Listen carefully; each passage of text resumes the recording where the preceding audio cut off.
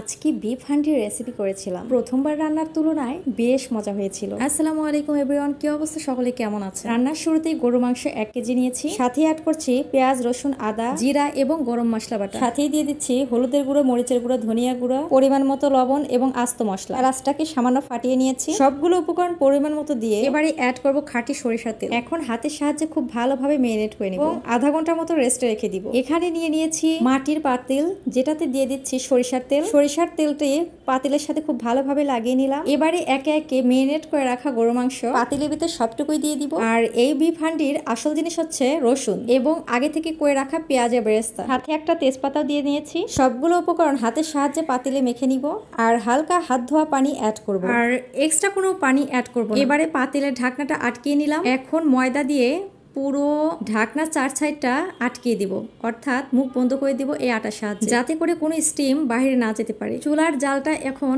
On করে দিব। পুরো রান্নাটা আমি মিডিয়াম টু লো আঁচে করে নেব আর অল্প একটু পর পর এরকম করে ঝাঁকিয়ে দিব, যাতে করে মাংসটা পাতিলের তলায় লেগে না যায়। তো 30 থেকে 35 মিনিট পর এবারে ঢাকনাটা খুললাম। মাশাআল্লাহ, কত সুন্দর হয়েছে, একদম পুরো তরকারিটা মাখো মাখো হয়েছে। আমার দেখেই তো পুরো খিদে লেগে গেল। তো এখন একটা প্লেটে ভাত নিয়ে নিয়েছি আর নিয়ে নিলাম ইচ্ছা মতো তরকারি আর রসুন। আমার তরকারিতে রসুন খেতে খুবই ভালো লাগে। ভিডিওটা যে ভালো লেগে থাকে অবশ্যই লাইক এবং সাবস্ক্রাইব করে দিবেন আর আমার চ্যানেলটাকে শেয়ার করে দিবেন। বেল আইকন প্রেস করতে ভুলবেন না। Bye bye.